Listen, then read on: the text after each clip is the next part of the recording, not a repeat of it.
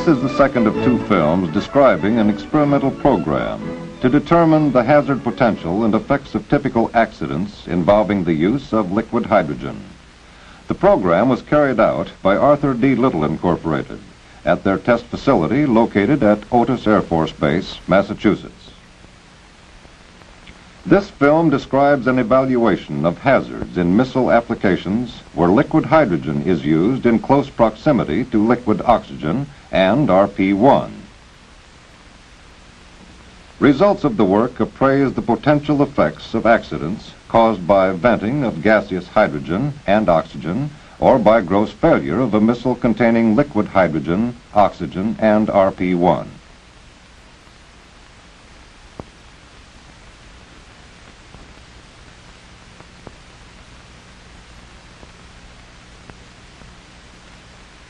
The explosive potential of vent gases was determined by igniting mixtures of gaseous hydrogen, oxygen, and nitrogen contained in 100 cubic foot latex spheres. Resulting overpressures were measured by blast gauges placed 15 to 25 feet from the source of the reaction. In this first test, a fuel-rich mixture of hydrogen and oxygen was diluted with 20% nitrogen. Ignition was accomplished with a squib, and combustion, not detonation, resulted.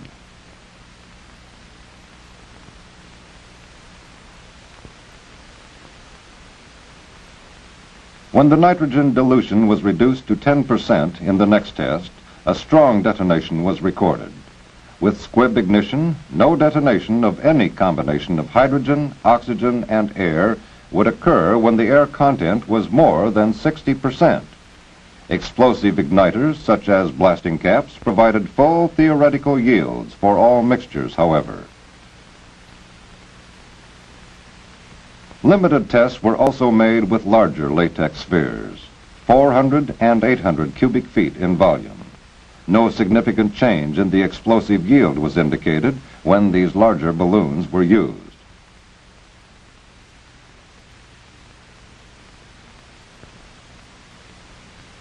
The dispersal of hydrogen gas during venting from a typical missile was studied by releasing hydrogen from a 30-foot tower. A control valve between the storage tank and tower was used to obtain vent rates from 20 to 70 gallons per minute. The vapor clouds containing flammable mixtures of hydrogen and air tended to follow the prevailing air currents.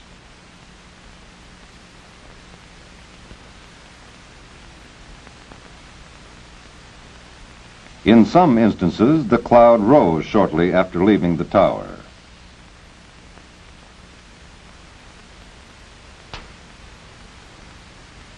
While in others, the clouds fell toward the ground and hovered at a height of 15 to 20 feet for distances of 200 feet or more.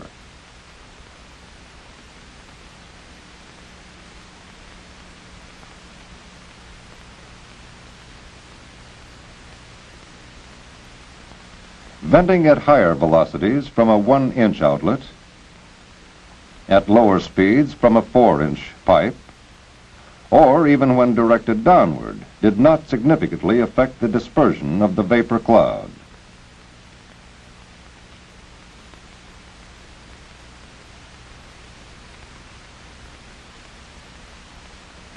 Tests to determine the maximum explosive potential from a missile accident were accomplished by igniting the spilled propellants and recording the resulting overpressures with blast gauges.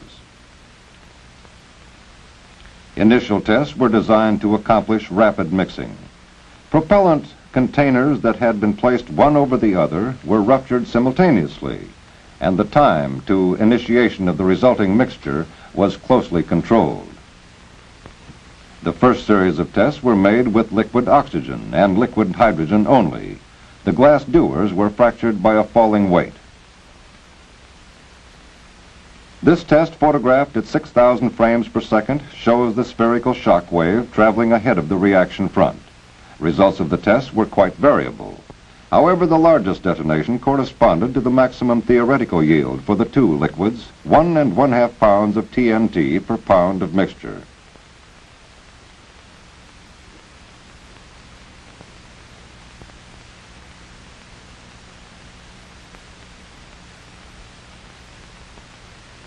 Similar tests were performed with liquid oxygen and RP1. Photographs taken at 64 frames per second and at 6,500 frames per second demonstrated that the blast pressures within the zone of detonation itself were much more severe than with oxygen and hydrogen. The largest detonation with oxygen and RP1, however, corresponded to 1/2 pound of TNT per pound of mixture, a yield comparable to only 1/3 of the maximum obtained with oxygen and hydrogen. Tests of the same type performed with all three materials, liquid oxygen, liquid hydrogen, and RP1, were again quite variable.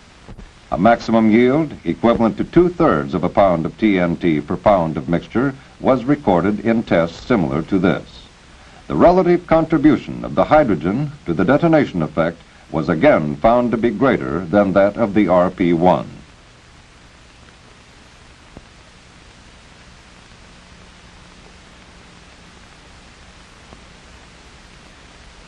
To get a better understanding of the relationship between mixing of the propellants and the explosive yield, tests were conducted by controlling the sequence and method of mixing.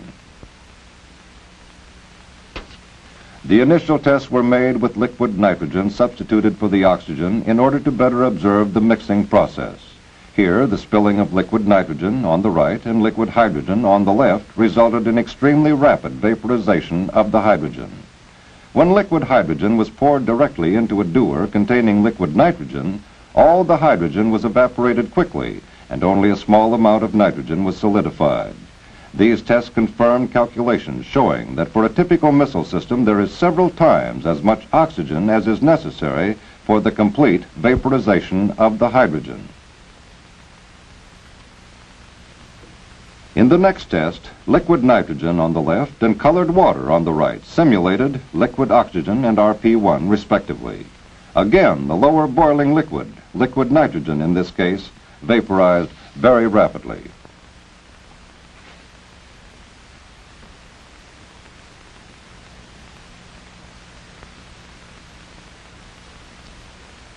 Spill tests with liquid hydrogen, liquid oxygen, and RP1 were made, varying the order and times at which they were spilled and ignited. The destructive force in terms of the damage to the metal stands may be noted.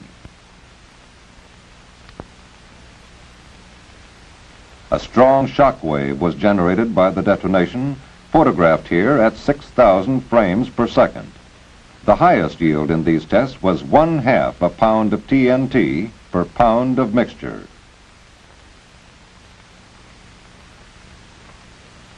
In one test, the liquid oxygen failed to spill, and the hydrogen and RP1 ignited. The entire mixture detonated when the liquid oxygen dewar finally ruptured. As shown here in film taken at 6,000 frames per second, a fire first resulted, in which higher temperatures of combustion were apparent in the zone where oxygen vapors are present, as represented by the more intense light emitted in the region of the dewar. On rupturing of the dewar, a detonation wave occurs, and a more intense reaction of the entire system takes place.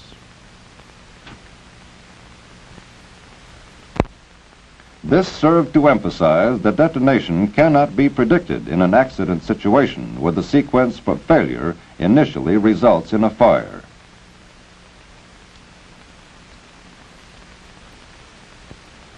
Limited tests were made with larger volumes of the propellants.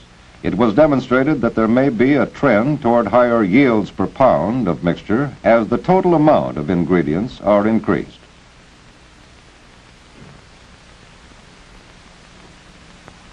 The results of these and other tests carried out in this program, combined with extensive analytical work, provided a basis for the prediction of detonation hazards associated with missiles containing liquid hydrogen, liquid oxygen, and RP1. It has been found that hydrogen and oxygen boil-off gases, vented into the air, can form detonable mixtures when the air dilution is less than 60%. Quantitative values that established the explosive yield of both gaseous and liquid mixtures of the three propellants were used to predict the detonation effect of vent gas mixtures and the maximum explosive potential of a gross missile failure.